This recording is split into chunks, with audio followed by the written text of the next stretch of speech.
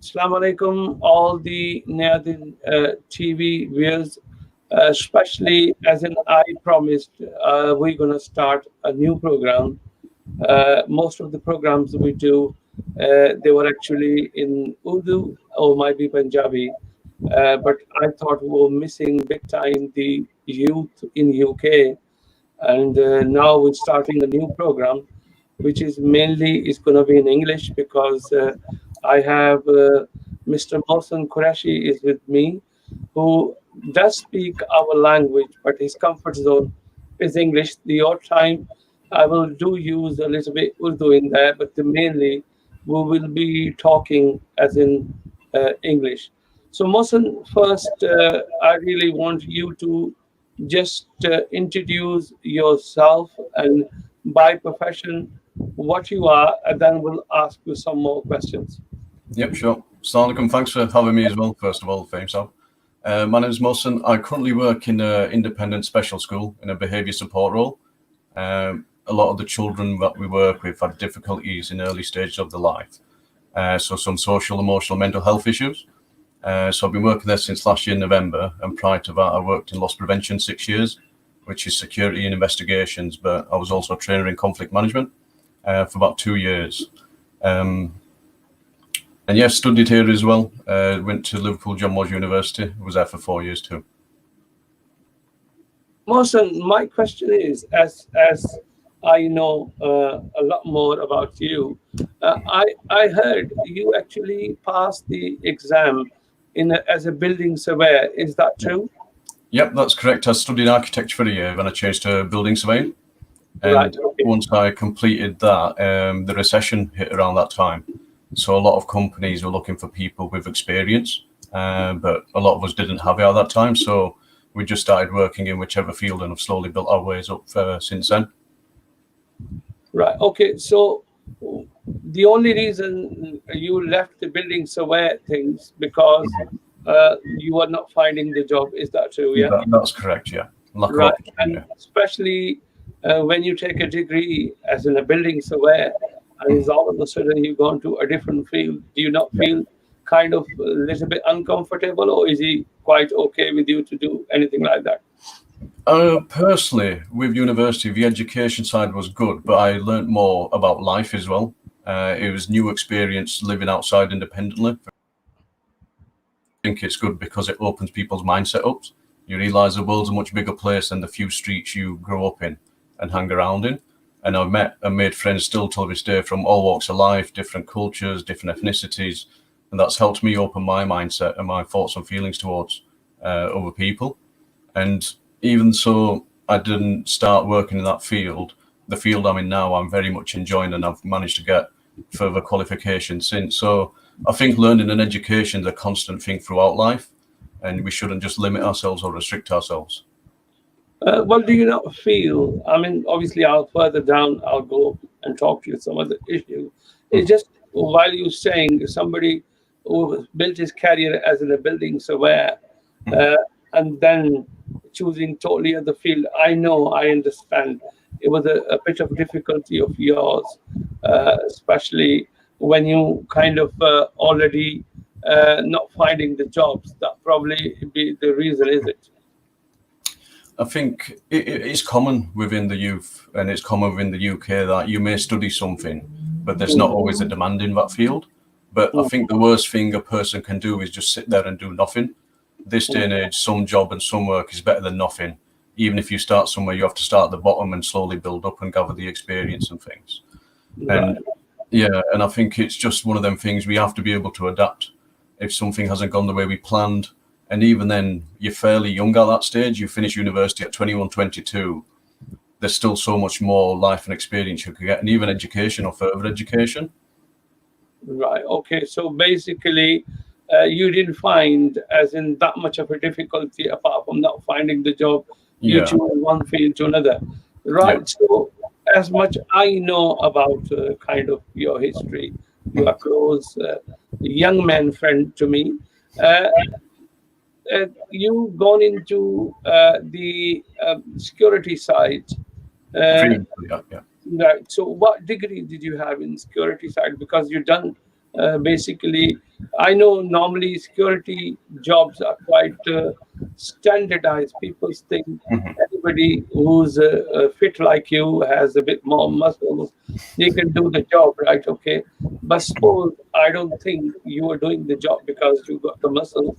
Ma- You also have the degree behind, and then you go on further down. I just really wants to differentiate yeah. because a lot of people who are doing the security job, they were thinking this is kind of anybody who has a slightly taller structure is their job, but there's a lot of specialization in that. So if you just really explain that to at least what's the difference between you as a normal big build man or the security job. Mine was slightly different. So it was loss prevention investigator.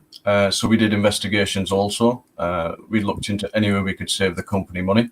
So sometimes that's through internal theft, fraud, external crime, but human error as well. You lose a lot of money through that. So myself, I started at the bottom, but I worked up to get to more of a higher level where I was managing teams, doing project work.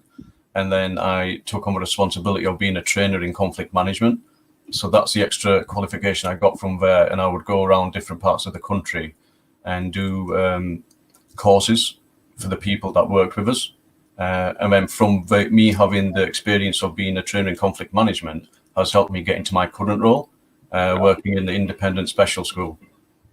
Right. Okay. So when you have been working, obviously, how long you've been working as in About the job? the previous job was 6 years. My latest job I started in November Right. last year. Okay. So basically, what you're really saying, I'm just really doing that because of majority of our viewers who actually a lot of guys who doing a security work and they think it's quite standard work, going on the site, looking after the site, nothing happens, and it was a specific protocol Yeah. provided by the any uh, peoples you work, any side you go. But what you really saying, you gone further down and you built up the skill. So Yeah. what you find the difference between a normal security man and yourself? It comes down to an individual. Like I've always wanted to push on to learn more, and an opportunity came where if the company were willing to pay for the qualification, and it would have been quite expensive as well. They needed people to put themselves forward. So not everybody has that mindset or mentality that, you know what, I'll take this risk, I'll give it a go, I'll push harder, I'll do more work, and there was no extra pay for it. It was because I wanted to do it. But Right, in the long term, it's benefited me also because that opened doors to get the current job I'm in now. And even through this, I took a leap of faith. It was a brand new environment for me. And again, learning, doing a lot of online modules, and again, just to building that knowledge. And you never know in the future, that might open a door for something else. So it comes down to if that person's happy and satisfied to just go to work, do their bit, and go home. And there's nothing wrong with that. But I myself personally, I wanted to keep trying to push and see if I can fulfill my potential, I guess. right. Okay. So basically, what you saying, the jobs you done, you have your satisfaction. Apparently, if you be a building surveyor or doing some kind of a master in there, unfortunately, that not happen because of the current the The climate scenario right around now, yeah. you. So then you go on to another field, which is a lot of people's. I mean, I might be feeling the same. It's kind of a muscle man job, but no, it's not the muscle man No, job. no. There's a lot of work involved in there. This Yeah. side you do go. But when I say because it's the normal standard stigma is the muscle man job, obviously I can see you're a quite fit man, and obviously twice of my muscles. Yeah. So basically, it's got to be a muscle man to do that job, or is he any small man and unfit man can do this job?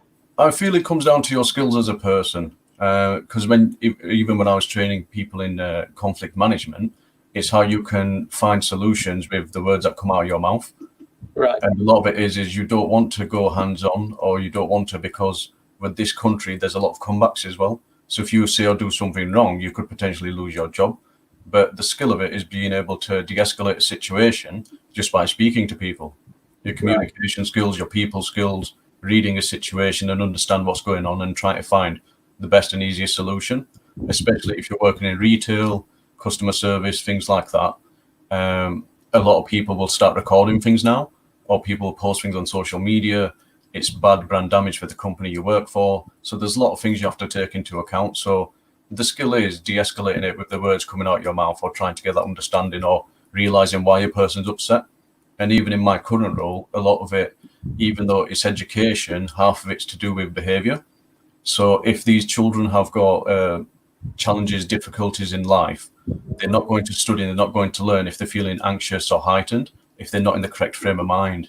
So you have to get them regulated, get them feeling happy, offer that support, and that's when you're more likely to learn and get the best out of them. Right. Okay. So basically, looks like you know your field. My Yeah. question was the muscle man, but you just gave me the non-muscle man's type of a thing. Well, Normally, outside is kind of a standard. You see, this is what I call people's naivety. mhm. Any jobs when people's kind of look into the job and they think this job is not such a brilliant intelligence behind. He has to be a good muscles man. Mhm. And normally they say the tallest the man is, the brain is in his gitta, is what we call in Asian language, right? Yeah. So that obviously not the case, but not going to that stereotype. I think you've done that. You already, while I was talking to you, explained that this is not just a muscle man job. There's a lot of branches come out of it, Of which is course. you choose to be gone into that branches rather than just looks like a muscle man. Yeah. My question, obviously, as in me and you have the understanding, Mhm. we do gonna go down further down. Being you are the youth, I'm the old school, Mhm. and I find a lot of old school peoples and the youth over here who does speak English that doesn't understand their Yeah. language that well, and we do find a little bit difference in there. We're Mhm. gonna talk about that further down. I'm not. Yeah. I'm just really trying to people who watching it. I'm just trying to tell them initially, me and you. In fact, we're gonna take that role Yeah. to really involve all the youngsters, and occasionally when we find the old school people and the older generation like me to sit together, and Mhm. you can put your grievances, your concern, and then we will try to listen to them, because I feel, being myself is elderly, I find there's a big generational gap between youth of ours and majority of our Asian families, especially the elders who actually doesn't have the educated background, Yeah. and somehow there's always a find there's a little gap in there, which is I personally think I will probably try you to really sort that out or Mhm. try to find some answers for it. But we'll Yeah. go further down on that. I'm still sticking to first. I just really want all our viewers to understand the gentleman I'm talking, Mr. Mohsen Qureshi. Uh, um, what does he think about it? So that's why I'm really concentrating on you. Yeah. Just for the lighter note, obviously, if you've been a security man, done the security work, Mhm. uh, I will not say call a security man the security work. Any experience you want to share with our audience where you can put always smile on your face or might be stress on your face. If there's anything you remember off the head, if you want to mention that for our viewers, they might really enjoy it. Well, I think it's more so my current job, because in my previous job there were so many incidents. It varies, but my current one, we work with a lot of the children with who have experienced things in the past. So there's, even in this current climate during COVID-19, I've still been going to work, and it is a very challenging environment sometimes because of the stresses they go through, the fact that they're not regulated and things like that. But at the same time, as challenging as it is quite rewarding as well, because you understand, you have to bear in mind that it's not these young people's fault what they've been through or how they've become the way they've become or the challenges they're facing. And we just need to try and help them, because hopefully by the time they finish and leave school, they're able to go on and achieve things where they can get jobs, get good exam results, and push on and make a career for themselves. Right. Okay. So anything I'm going to ask you, obviously, as probably you don't remember it, we're going to do a lot of other programs and things like Yeah. this.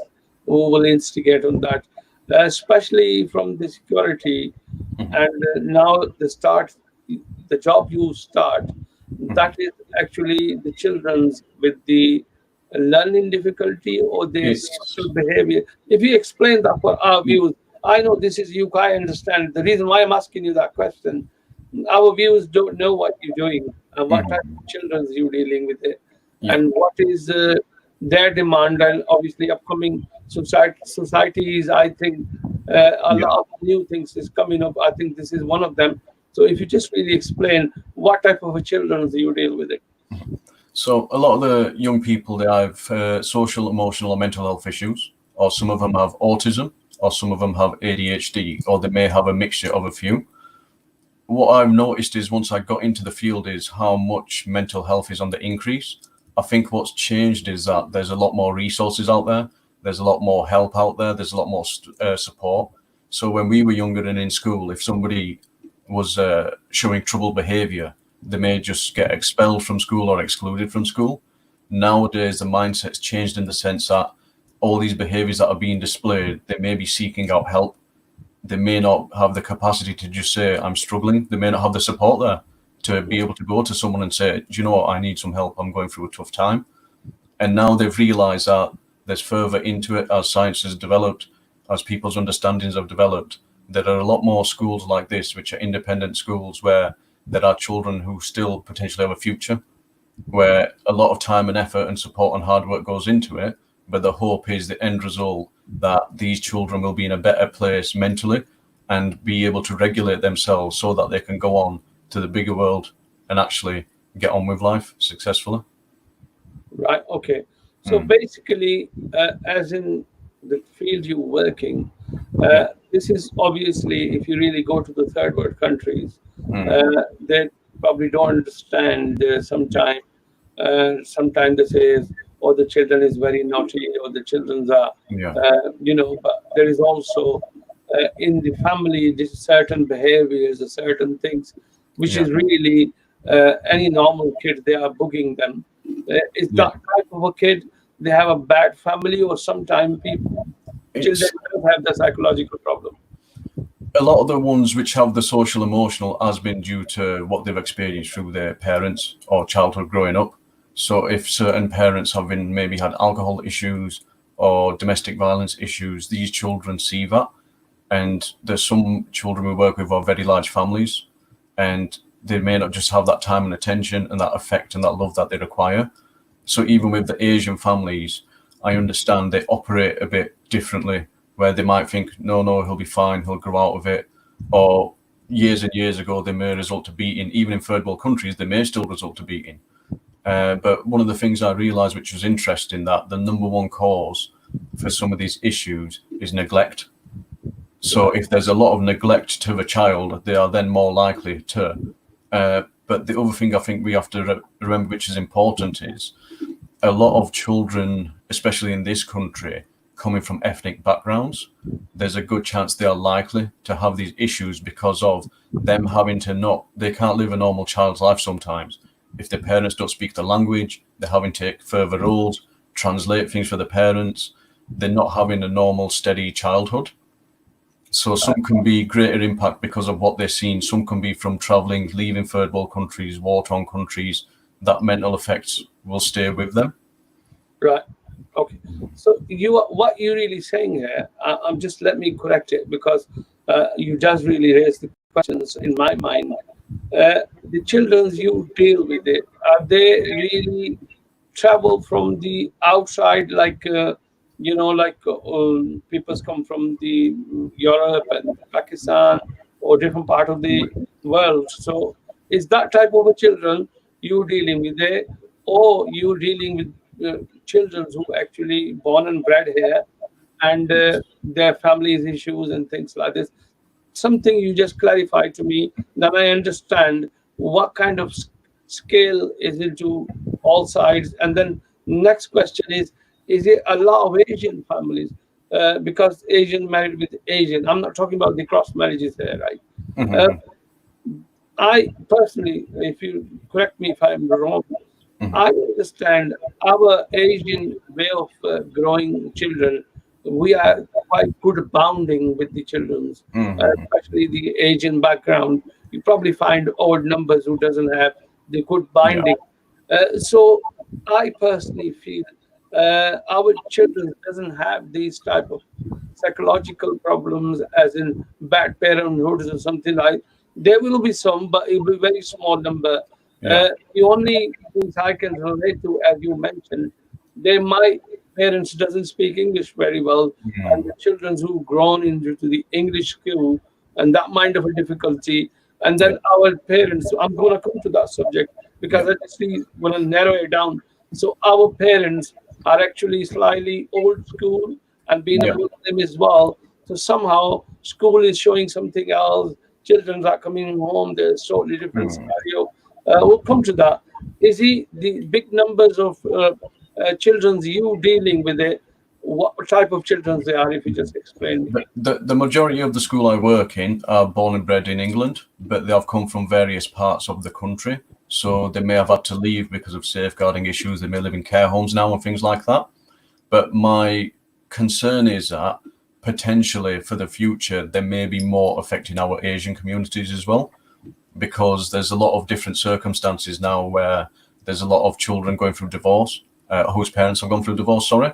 So Right. when the number one factor, which I learned through doing my modules for this work, when neglect is one of the main reasons, if they can't see their mother or they can't see their father, if there's no, that tight knit we have in our culture is really important, and it does help. We have the families where everyone looks after each other. It's not like some other cultures where they may move out at a young age or they may put the elderly into care homes and stuff like that. But as we are moving on in times, we do start actually seeing that within our communities as well now.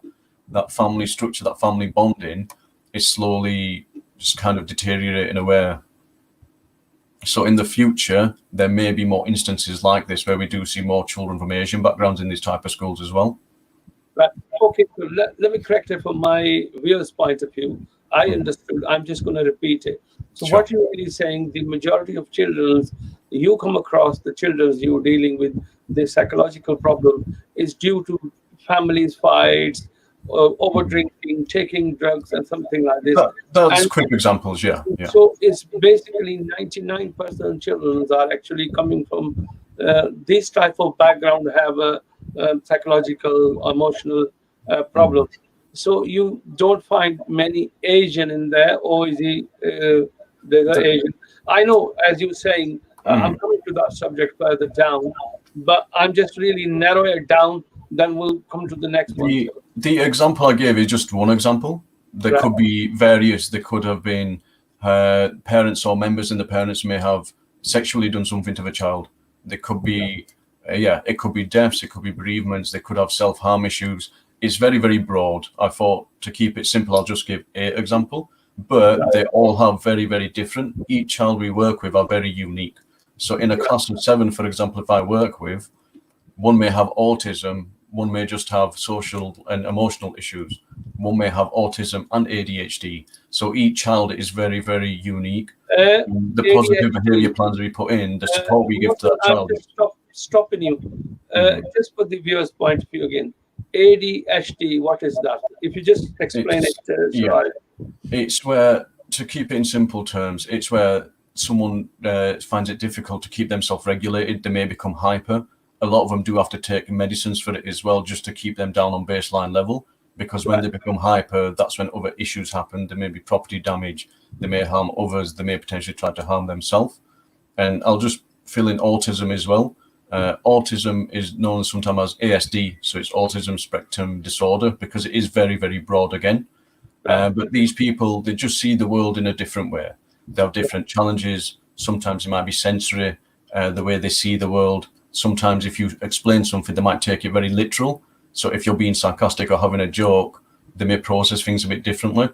So for each child, you have to make it the environment able which suits them. So sometimes it's equipment, sometimes it's a quieter space, sometimes it's extra support. So each case is very individual. It's not very broad. It is quite, yeah, specific to the child. Right. It's just a question within the question.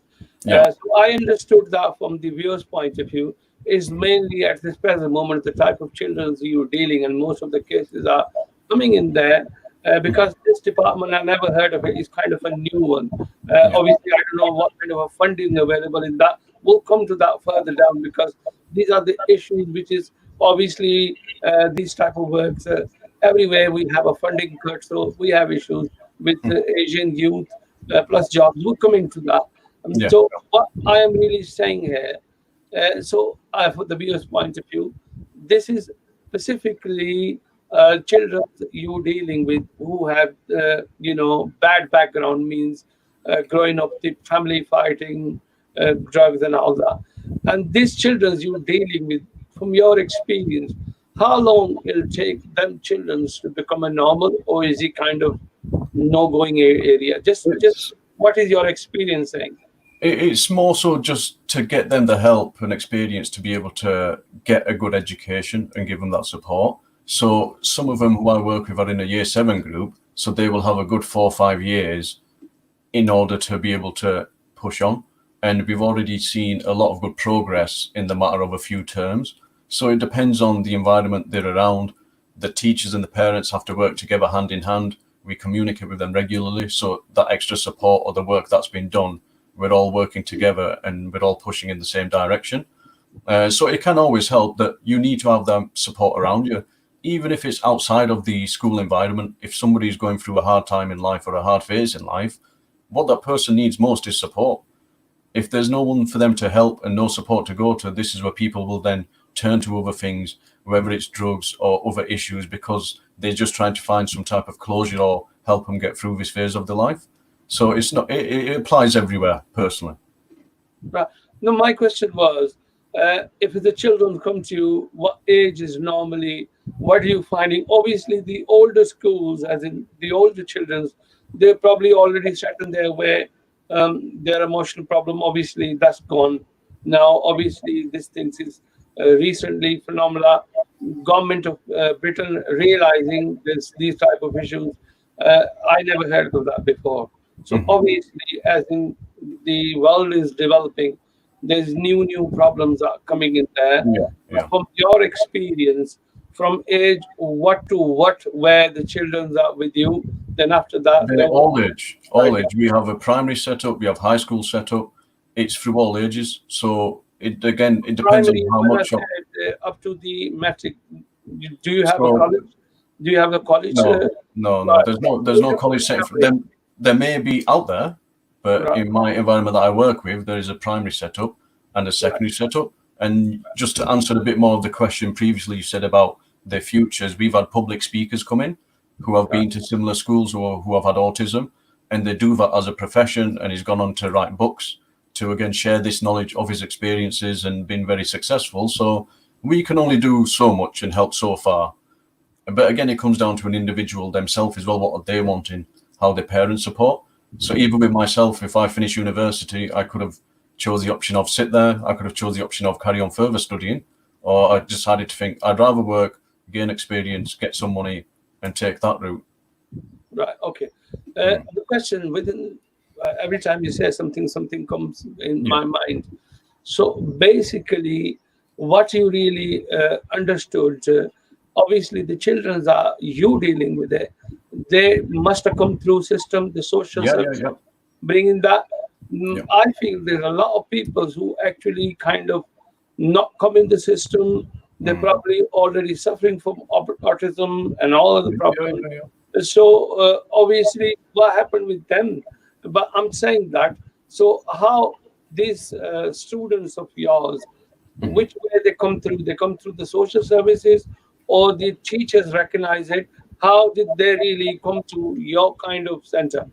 Just have Yeah. One of the avenues I know of, which I was working on recently, was through the parent contacted the local council, and the local council is the one who provides the funding and things like that. But if they do have social workers and things, they can pass it across, because if the child is going to a mainstream school where they realise there's some challenges and they need a bit of extra support or their methods aren't working, then there are other academies out there, and then them academies might then allocate you to the schools. And only when I started working within this field did I realise how many of these schools there are. There are actually quite a lot. So they are on the increase, and there is more support out there than what used to be. Yeah. Reason why I mentioned that, because Mhm. if any of our Asian children or people who are actually listening, if Yeah. they find any symptoms of their children are not behaving well, or they Mhm. get very aggressive and things like this, it can be, doesn't have to be the bad family thing. No, no, Sometimes of course not. something else really bugging children's, right? Okay. Yeah. And if any of them they find, any of my viewers, listener, if they find any of their children are misbehaving, what can they do, and what type of sign they can see, they Yeah. actually identify if that children are actually suffering for something. If you Yeah. can really highlight on that. I think that the most important thing I'd say is that each behaviour, there is a reason behind it. Don't just underline it and think he's just being naughty or she's being naughty or they're just being silly. There is a reason behind that behaviour. They may be expressing it in a certain way to get this attention, or there may be something that they're anxious about, or it may be a defence mechanism. The younger years of these children growing up is probably the most important. That's where their foundations get built. That's how they're going to operate in later life. And it's important for us to support them on that. One thing I'll say is that the parents need to have that relationship with their children, that they are comfortable coming and being able to communicate with them. And if it's not with them, if there's somebody else there that they know is close with the child, and they may be able to speak to them and find out what is going on. I think that's probably one of the most key important things. I think the other thing is just to recognize that there is support if they think there are further things, which is something like autism. You can find everything online these days. It isn't difficult. You can type it in. There's plenty of access out there, or your local councils and things like that. I'm sure you can always be pointed in the right direction. But I mean, the easiest and the quickest thing people can do is speak to each other, communicate, build that good relationship.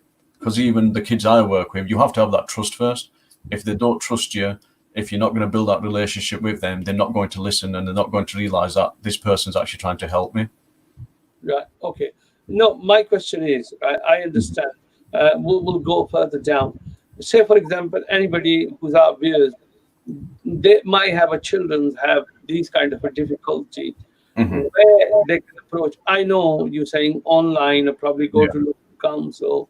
Yeah. Is there any way further down we can find some numbers to Yeah. share Okay. with? Because end of the day, I don't think our generation, as in I call older generation, Hmm. uh, they're not into that, and hardly any of us into anything search on internet uh, or these type of things. It's very easy for you to say it because you are the youth now these days, and Hmm. you have a different kind of access on internet, or Yeah. probably is under your fingers all the time, kind of a thing. But Hmm. the older generation obviously missing it. So there is a gap which is we're going to Yeah. talk on further down. Uh, Hmm. the gap obviously needs to be filled. The reason why I'm saying the type of job you're doing must be, if the school doesn't spot it Hmm. or parents spot it, like they can go to council, there must be some kind of a department. Further down, we can mention that. Uh, I will look into it, but yeah. and then at least they can ring them up and find out. Mhm. Obviously internet has anything and everything. When we start anything searching, we can find anything, but Mhm. sometimes there's too much information. It becomes Yeah. a no information because people does get confused. It Yeah. has to be really quite spotted and But clear. So that's what I'm just saying. yeah, I will look into it a bit more. But the most important thing, like I mentioned before, is try to do something yourself. uh, Build that relationship. Speak to them. If you're concerned, you should already have that relationship. But if you're concerned, see what the issue is. See why the behaviour is. There's probably going to be a lot more to it. And I was answering just to say that how the kids have got into a school they're in now, because it may just be a small thing which can be resolved fairly easily. It doesn't necessarily mean we need to ring around and try to get them into a specialist school. This has been years where things have been tried and tested and they've gone to mainstream school and that didn't work. Then they went to another school and it didn't work, and then they come to a independent special school. So it's a process. It doesn't go from 0 to 100. It's we've tried to do everything and it didn't work, and maybe this is now the best environment for them. Right. So that's why I'm saying the most important thing is if there's any concerns, speak to your children, speak to your families, and try to see if it can be resolved before it becomes a greater problem. Right. Okay. Yeah. So what you're really saying, I'm not trying to really alienate any cities. You go certain cities and youth behaviors are quite aggressive. Youth got groups and things like this, and they're towards the violence in a big time. What Yeah. do you call that? Because obviously that's not your field kind of things. After primary, there's a lot of children, and I will see a lot of behaviors in there, which is kind of not out of reach kind of thing. What do you think, being a youth yourself? Uh, we'll bring Asian in a minute because I think next thing is the the the Asian new generation and the older school. This is mainly going to be our subject. But what Yeah. I'm really trying to get together, as in your view, as an outsider, I feel a lot of council estates we go. This is what they call a council estate. Their children's behavior is very aggressive. I'm not against them. I am not really criticizing them. Why such things like that? Have you been a citizen of a UK citizen? You're a British born. Do you feel some kind of inner cities, outer cities, and the council estate? What do you feel? Why the behavior is not very good? Just a question. Well, we know that knife crime is a big issue in the UK and is increasing massively, and gang culture has increased a lot as well, especially within the youth. But this is exactly how it kind of starts for them having difficulties in later on in life. So one of the reasons they join a gang culture is maybe because of the image they see. They will see kids who are older than them, 18, 19, 20. They might see them in nice cars. They might see them making money, and they're attracted to things like that. So they get influenced. They get influenced in the sense that, oh, come in here, come and work for me, or do me this favor, and I'll give you a little bit of money. So that is probably one side of it. The other side of it is similar to the points I'm making to the kids I work with, that they're probably missing these role models, this support, that steady family environment, and they don't have time at home, or they want to be out and about. And that's when one thing leads to another. They may get involved in other things. So with the gangs that's going on, a lot of them will either be partaking in drugs or taking drugs or dealing drugs. And I think, again, it comes down to the environment. The people you're with and your group of friends and your circle, it makes a big difference. If one person is going to do wrong, they may influence the other and the other and the other. Whereas if you're in a friend circle where everybody's a working person or everybody's doing their studies together and they're helping each other on their exams, you're more likely to be like that sort of mindset. Because the environment they're in, they're already in a difficult situation. So they've been born and raised into a more poorer environment. They're less likely to have the opportunities and the safer environment and the housing situation compared to others. So they're already starting from behind. And this is where the support factor kind of comes in again, that they've already got a disadvantage compared to others. So basically, what you're really saying, obviously, as in everybody says, the mother of all kind of, Jamhuriyat we call it. I don't know what is the English word for that. Um, Basically, there's a lot of issues here as well. I mean, the younger generation, the things you were talking, I can understand that this is actually whether the inner city, anybody who lives in inner cities and the certain part of the certain estates, I find that. But when you go to quite wealthy houses and the posh houses, their behaviors and the children who living in a council estate, the inner cities, right, is kind of a different.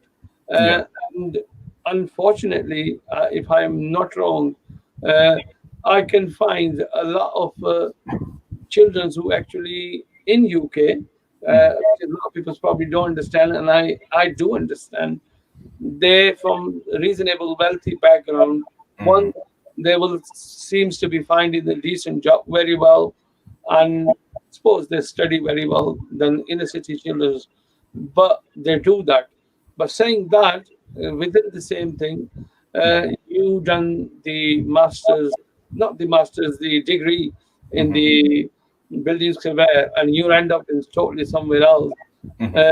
Uh, and I believe if you from the grammar schools or some kind of a specific background, you Mhm. probably won't find that difficulty to finding the job. Potentially. So, do you feel that, or is it just I'm speculating it? No, no. So similar to one of the points I made before, because of the better environment they're in, wealthier background, less issues, less stresses, they're more comfortable, they're regulated, and they're able to study better because of there's less distractions for them. Whereas people who are born in council estates or in different environments, they may only have one parent there. The parent there may be working all day just to try and provide for them. They may have food issues, they may not have enough food to eat. So they're not going to focus on education. There's no point trying to put a piece of paper in front of someone who's got a lot more difficulties going on in life, and especially at a younger age. Whereas the ones in a more different environment where they can just be a child or they can just study because they don't have other stresses to worry about, they're more focused and more likely to be able to engage in work. Right. Do you get? Okay. I don't So the know. I know. environment that you're around will influence how you're impacted. So, what you're really saying, everything is not outside hunky dory as it seems to be. No, no. There's a lot of things needs to be really look into it, and Mm. I personally think, being our Asian background, Mhm. we always kind of very glued to the family and try to most of the work our older people does, try to put food onto the children's table, Yeah, and they try to make sure the children have a better education. But 100%. somehow, like you saying, some parents they're not bother soon their children as in standard finish school, which is must kind of a thing, Yeah. then they really put them into job rather than going into the study. So it's kind of the same kind of a dilemma, which is Yeah. really open loads of the venue. Obviously, we're going to do a lot for the program. Yeah. Yeah. We will try to touch certain things. I'm coming back to the whole purpose of our programs to do Yeah. that. Basically, it was actually the old school generation Mhm. and the new, I mean, the British-born children, Yeah. we find bigger gap. We're going to try to prop that. So Mhm. my questions is going to be kind of direct to you. Yeah. I know you don't have that kind of a difficulty. Your understanding with your parents, because I know you, Mhm. it's not that kind of a difficult thing. But I do know a lot of youngsters, their children are very old school, Mm. and there are a lot of problems in there. Uh, what do you can support? Yeah. Think about it. What we can do better for Mhm. our old school to understand the young school and the Yeah. young schools to understand that we're going to really go further down with these Yeah. programs further down as we understand that. But just pinching your brain now, what do Yeah. you think? What can be done from the Asian younger generation than Mm. the old school? I think like so my generation, we're first generation born and bred here. So we've had it a bit not difficult, but our challenge has been if we went home to Pakistan, they'll say, "Oh, Evaladian, they're from England." But we've been born and raised in England, and the English people will say, "You lot are Pakistani." So we haven't been accepted by either culture, but we've had to embrace both. So I feel my generation has a good balance in the sense that we're not too modern, we're not too old school either. We've kind of met in the middle. We can still speak our own language. We still have the core values of what we try to do for our families, our parents, how we support one another in our communities. But then we've also then managed to work in environments, go to study, live at home. We've done the various things. So we live in the middle.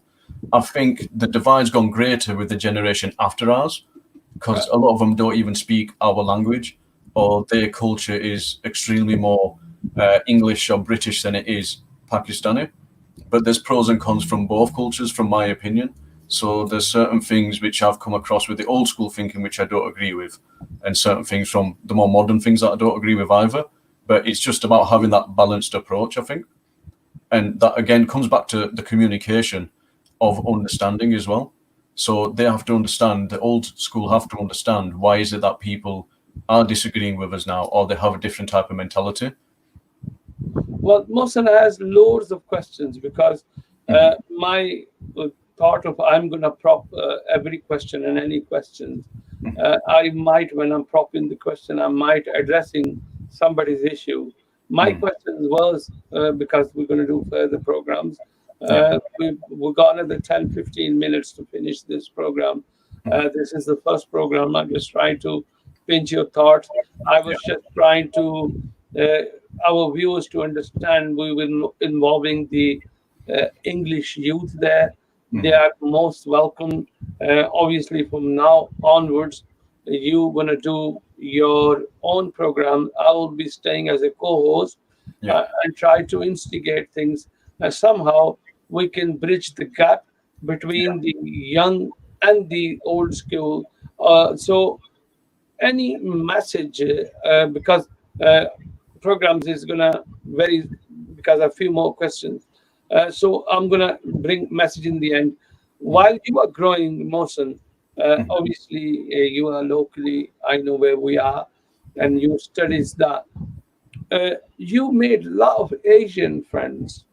You have a very small number of English friends. Why is that? Just a question. I actually have a very broad range of friends.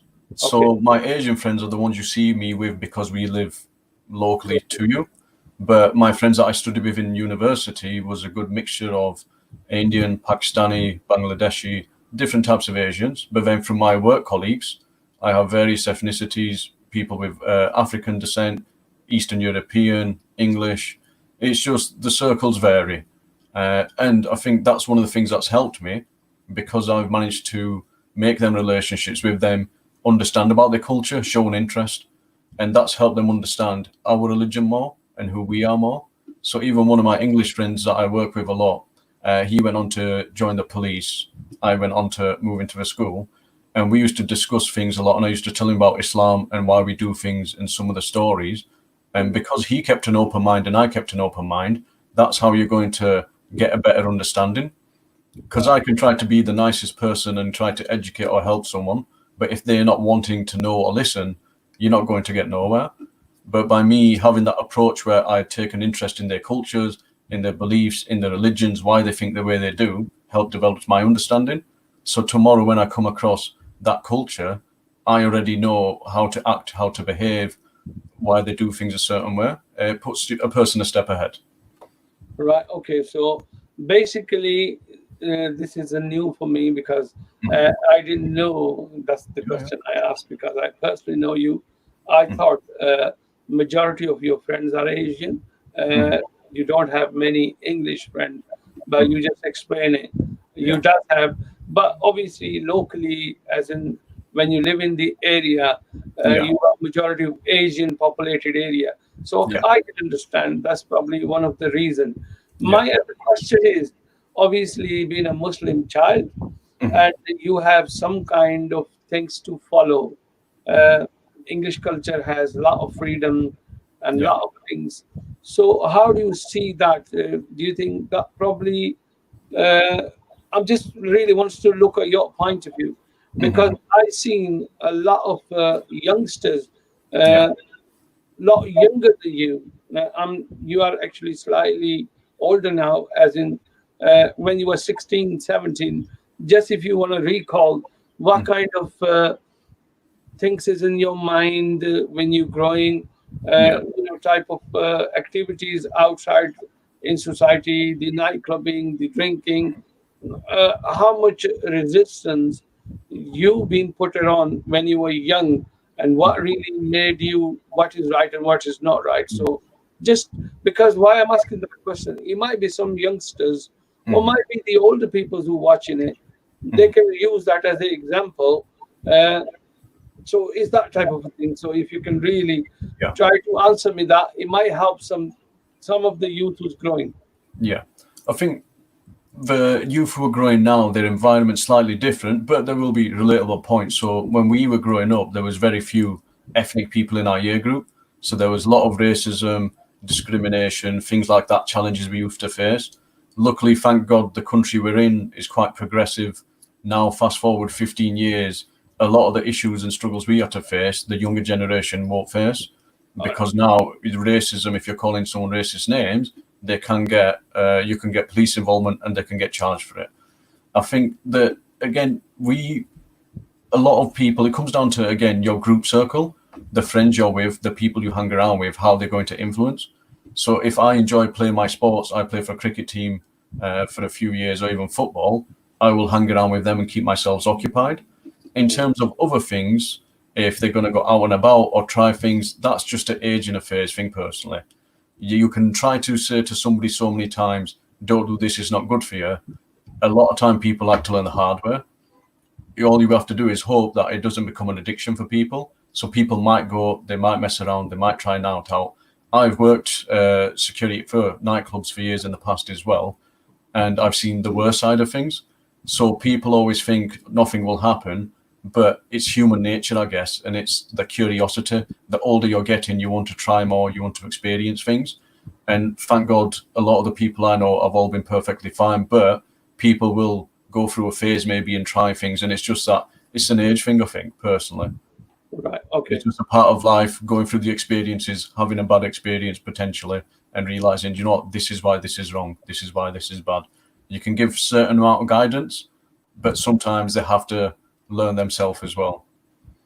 Right. Okay. I mean, we only got about 8, 9 minutes left because I have a lot of issues, a lot of things to talk. I haven't started any hard questions to you yet.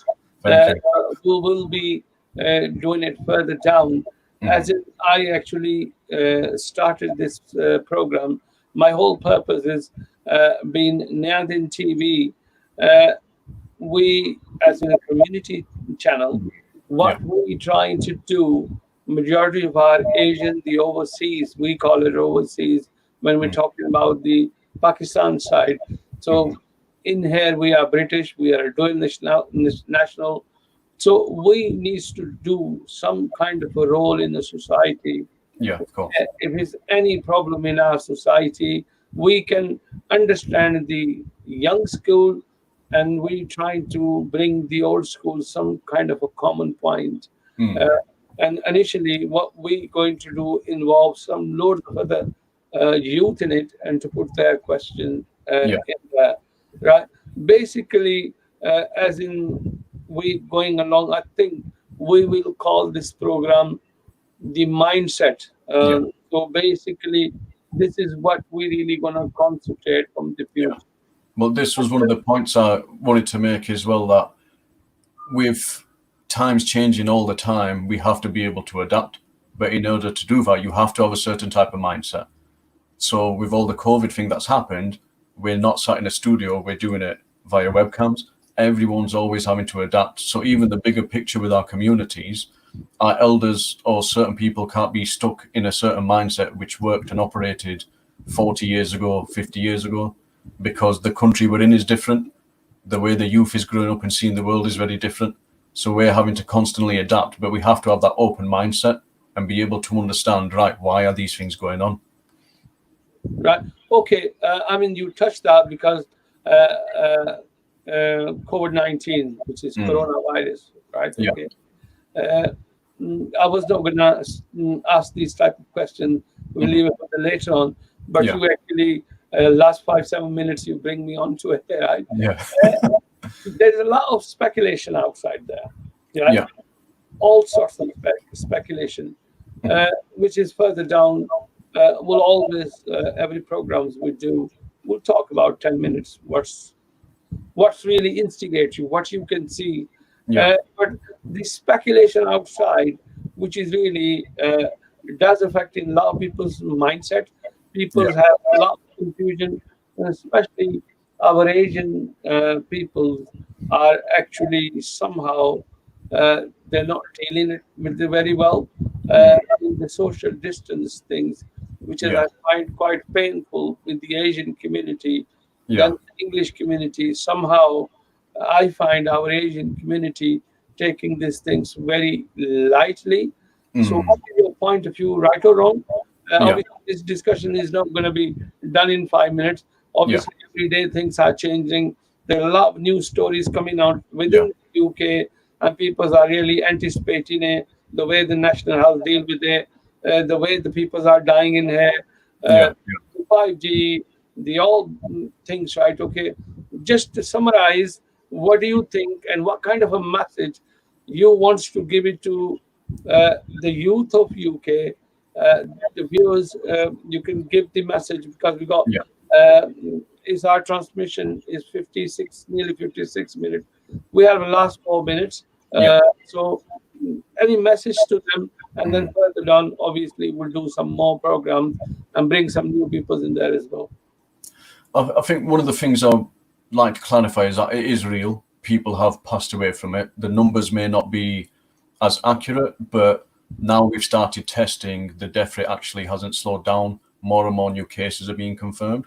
I think as an Asian community, what we need to be mindful of is our elders, because when it comes to the high risk category, a lot of our parents, grandparents will fall into that. A lot of them will have issues, whether it's diabetes, other things. One of my friends who's got diabetes was trying to get a job in this meantime because his current work was stopped. But because of his diabetes, they weren't willing to take the risk and hire him. So for our elder generation, we have to be mindful just in case, because it is affecting everyone. We've had youngsters passing away, elders passing away, and only thing we can do is as individuals is try to follow the measures. I've still been having to go to work because I'm classed as a key worker, and the children have education and healthcare plans. But even we will just wash our hands more regularly, make them use the sanitizers. Uh, we can only do what the government's asked down at our level. Personally, I think the government could have done a lot more. They could have done a lot better. We're now, I think, the second highest death rate in the world, with the sixth largest economy, but we struggle to get ventilators, PPE. When I look at other countries like New Zealand, for example, they started testing in January. The first case was in February. From my understanding, they've only had one death, and now they're even ready to come out because their lockdown and measures were a lot more tougher. I think our country's gone and chose economics a bit more over human life. And one of the first things Boris Johnson said was, "Oh, people are going to die." Whereas the New Zealand Prime Minister, Jacinda Ardern, she's been very the opposite. And she had restriction, no non-residents are coming into the country, testing straight away. Even one of my work colleagues has family living in New Zealand.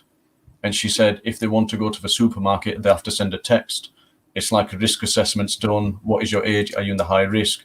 Then they're able to come. So again, it's worrying times, and I understand they're going to start phasing it out come Monday, but I'm not sure if, as a country, we're ready to start phasing things out if our numbers are still increasing because we're testing more. So we're now a lot more aware that there may even be more deaths. Well, Mohsen, I have a slightly different point of view on that. Mhm. We'll talk further down because Yeah, obviously this is our first program. I really want to tell all these Nadian viewers we will be doing on a regular basis every week, yeah, once a week. We will choose the day. The program name will be Mindset, and even if we want to change it, we'll let you know. But what we trying to involve all the youth here and try to address their questions. And at the yeah, same time, we are also very open-hearted, the old school, as in my age group, uh, mhm, to come and put their concern, what they expect from their children, and what children expect from them. So if we put it, things together, we might can help our community yeah, behave slightly better. A lot of issues like you actually new things you raised from the next coming programs. I know you're gonna bring some details, mm, the numbers, the contact numbers, because people who doesn't search that much make things easier for them in yeah, case if they find any of their children are not behaving properly or the children have some kind of a learning difficulty or they yeah, get very aggressive, the extra, which is some children are normal, but some children are actually uh, a handful. So Mhm. then at least you can have these type of department where you can take your children and sort the problem out. Somehow, I know the Asian community always lost to find out. Uh, Mm. is always lost to find out Mhm. because we are close net community living in UK. We have a lot of plus, but at the same time we have a lot of negative, as in we have the attitude. There's a lot of other things which is I'm because the 1 hour is over. I'm going to conclude it. Last minute, you want to say anything to viewers, and then after that, I conclude it, and then we'll be seeing them people next week sometime. Yeah. Yes, But just like moving forward, obviously it'd be nice to have different perspectives. So that's what I'm here for. There may be things the elder generation may not understand or just questions, and we won't have all the right answers, but it just gives a different perspective on things. And the other thing I'd say is just for everyone to stay safe. We know with everything going on, like I mentioned before, a lot of our elders come into that high risk category. So if there's anything we can do to keep them safe until things are back to normal, and yeah, that comes first. right. Thank you, Mr. Mohsen Qureshi. Thanks for Wonderful having me. talking to you. And this is all for Nayadin viewers. This program is being uh, both places, as in our Facebook page and on our YouTube page. Mohsen, I will be sharing the links with you. Thank you. All the youth who has the question, they are most welcome to come in the program. We will give them time and they can really share their experience. We might find something. Uh, Saying that, nice talking to you. Inshallah, we will see you next week. With the might be some more issues, and we still have a lot of issues to really address. So, thank you everybody watching Niadin TV. We will see you next week. Thank you. Khuda Hafiz. Thanks.